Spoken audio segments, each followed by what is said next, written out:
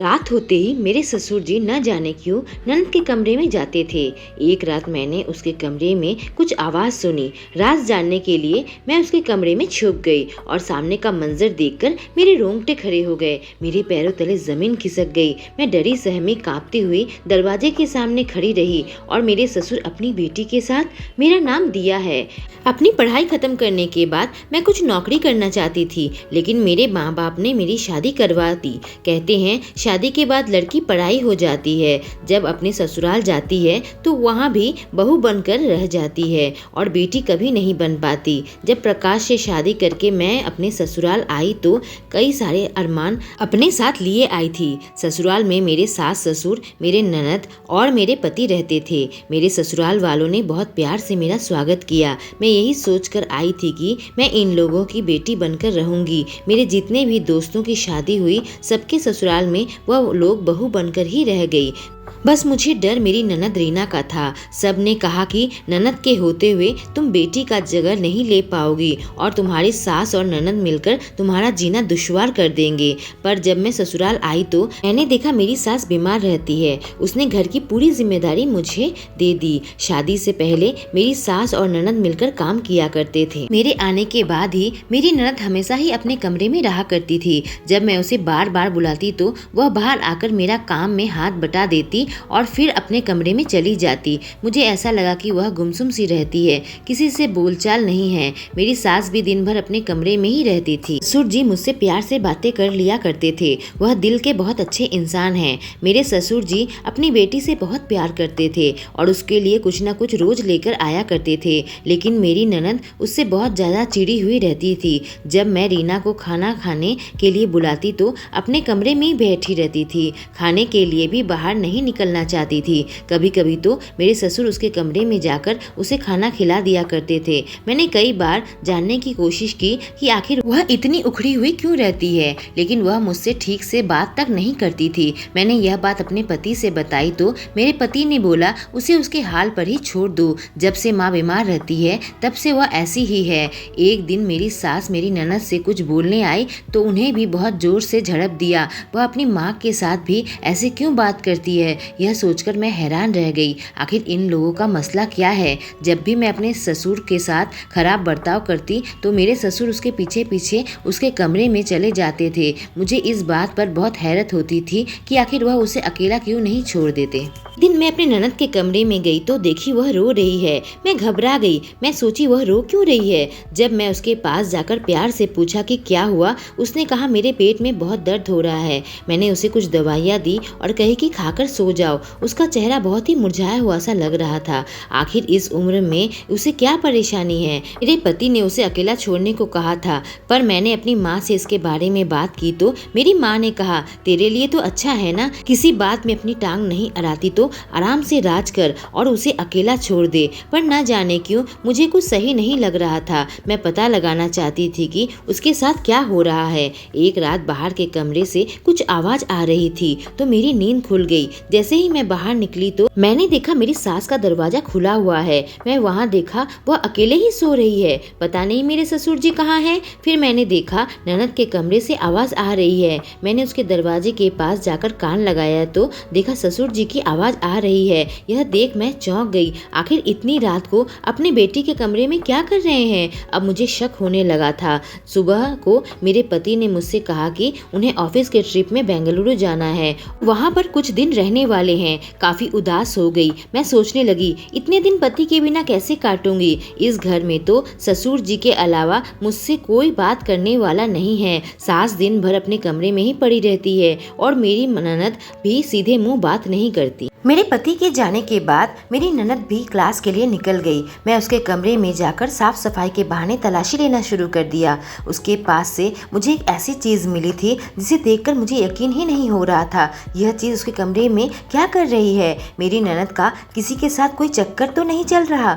यह गोलियां कमरे में क्या कर रही है? मुझे इस पर नज़र रखनी पड़ेगी। जब वह दोपहर को वापस आई तो मैंने उसे खाना दिया और उसे अपने कमरे में बुलाई। उसे बैठाकर मैंने उससे पूछा कि कल रात पापा तुम्हारे कमरे में क्या कर रहे थे? इस सवाल से उसके चेहरे का रंग बदल गया और वह कुछ न बोलकर सीधे अपने कमरे में चली गई। उसके बाद उसने अपने कमरे का दरवाज़ा बंद कर दिया। शाम को ससुर जी कुछ बाहर से खाना लेकर आए और उसका दरवाज़ा खटखटाया। काफ़ी देर बाद उसने दरवाज़ा खोला तो ससुर जी अंदर चले गए। मुझे मन किया मैं भी जाकर देखूं आखिर चल क्या रहा है। न जाने क्यों मुझे कुछ सही नहीं लग रहा था। रात के वक्त बारिश होने लगी, काफ़ी बिजली कड़कने लगी और मुझे काफ़ी घबराहट होने लगी क्योंकि आज मेरे पति भी मेरे साथ नहीं है। जब भी बारिश होती है तो प्रकाश हमेशा ही मेरे साथ रहा करते हैं, पर आज रात बहुत ज़्यादा अकेलापन महसूस होने लगा। जब काफ़ी ज़ोर ज़ोर से बादल गरजने लगे तो मैंने सोचा कि मैं अपनी ननद के कमरे में चली जाती हूँ। कमरे से निकलकर जब मैं उसके कमरे में गई तो वहाँ का नज़ारा देखकर मेरे रोंगटे खड़े हो गए। अंदर मेरे ससुर अपनी बेटी के साथ जुल्म ढा रहे थे और वह सिसकियाँ ले रही थी, अपने आप को छुड़ाने की कोशिश कर रही थी, अपने आप को बचाने की कोशिश कर रही थी। मेरे ससुर के गंदे कारनामे को देखकर मैं दरवाजा के सामने थर थर काँपने लगी। बारिश की रात में इतने जोश में थे कि उन्हें इस बात का एहसास ही नहीं था कि मैं दरवाजे पर खड़ी हूँ। शायद दरवाज़ा बंद करना आज भूल गए होंगे। जब मैं आगे बढ़ी तो अचानक मेरी ननद मेरी तरफ देखने लगी और ससुर जी भी पीछे मुड़कर देखे तो उनके चेहरे का रंग बिल्कुल ही बदल गया। मुझसे कहा, तुम यहाँ क्या कर रही हो? मैं कुछ बोलने की हालत में नहीं थी, बिल्कुल ही निस्तब्ध थी। अचानक ही पता नहीं कहाँ से मेरे अंदर हिम्मत आ गई। मैं अपने ससुर से बोली, पापा आप अभी के अभी इस कमरे से निकल जाइए। मेरे ससुर के निकलते ही मैंने दरवाज़ा बंद कर दिया और मेरी ननद के पास आ गई। मैंने उस बहुत ही प्यार से उसके सिर पर हाथ फेरा। वह मुझे पकड़कर रोने लगी। शायद उसे मुझ पर थोड़ा विश्वास हुआ तो उसने बोलना शुरू किया। उसने कहा, दरअसल यह मेरे मौसा जी है। मैं जब छोटी थी तो मेरे माता पिता का देहांत हो गया था और मेरी मौसी मुझे अपने साथ ले आई थी। मैं मात्र 4 साल की थी। मैंने इन लोगों को मम्मी पापा कहकर पुकारने लगी। उन्होंने मुझे अपनी बेटी की तरह रखा, लेकिन जैसे जैसे मैं बड़ी होने लगी मेरे पापा की बुरी नज़र मुझ पर पड़ने लगी। जब मैं 12 साल की हुई तो वह मुझे अपने साथ अपने कमरे में सोने के लिए मजबूर करते थे। माँ के सो जाने के बाद मेरे पापा मेरे साथ गंदा काम किया करते थे। मैं इतनी बड़ी हो चुकी थी कि कौन सी हरकतें गलत है यह समझ में आता था। वह मुझे गलत तरीके से छुआ करते थे। मैं काफ़ी परेशान रहने लगी थी। एक दिन मैंने अपनी माँ को यह सारी बातें बताई तो उन्होंने मुझ पर विश्वास नहीं किया।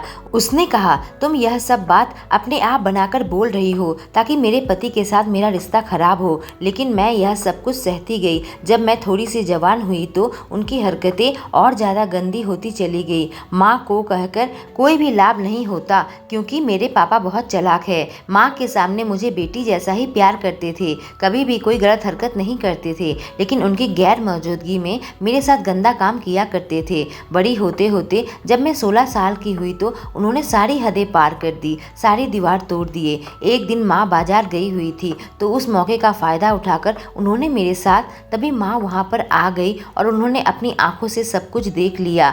पर मुझे जिसका डर था वही हुआ। मेरी माँ ने सारा दोष मुझ पर ही थोप दिया। उन्होंने कहा, तुमने ही अपनी अदाओं से पापा पर डोरे डाले हैं। मैंने उन्हें बहुत समझाया पर उन्होंने मेरी एक न सुनी। उसके बाद से ही वह बीमार रहने लगी। उसे अपने पति की सब हरकतें मालूम है, लेकिन वह अपना मुंह बंद करके चुप रहती है और हर रात वह मेरे कमरे में आकर मेरे साथ गंदा काम करते हैं। एक समय मुझे ऐसा लगा कि मैं यहाँ से भाग जाऊं, पर मेरे पास जाने के लिए कोई भी जगह नहीं है, ना ही करने के लिए कोई काम है। मैं अपना गुजारा कैसे कर पाऊंगी? घर में ही जब मैं सुरक्षित नहीं तो बाहर मैं कैसे सुरक्षित रह पाऊंगी? मैं बोली, तुमने यह सब बातें मुझसे क्यों नहीं कही? मुझे पहले से ही शक हो रहा था। उसने कहा, जब मेरी माँ सब कुछ जानते हुए भी मेरा साथ नहीं देती तो आप कैसे दोगी? यही सोचकर मैं चुप रह गई। मैंने उसे अपनी किस्मत मान ली। मैंने रात के इस वक्त अपने पति को कॉल किया और उसे सारी बात बताई। सुनकर तो उन्हें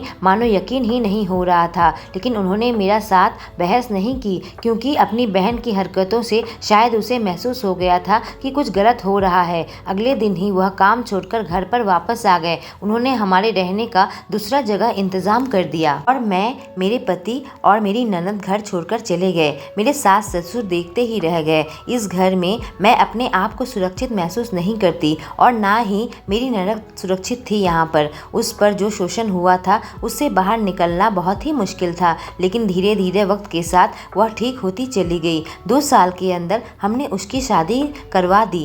मैंने उससे कहा जो कुछ भी हुआ है वह सब भूल जाओ और नए सिरे से अपनी ज़िंदगी शुरू करो। उसके पति बहुत समझदार है, आज वह अपने पति के साथ बहुत खुश है। औरतों के साथ इस तरह का शोषण अक्सर चलता है। ऐसे में वह औरत शोषित होते होते इतनी डर जाती है कि उससे लड़ने की हिम्मत वह बिल्कुल खो देती है। ऐसे में किसी अपने पर भरोसा करने पर कई बार हम इस नर्क से बाहर निकल आते हैं।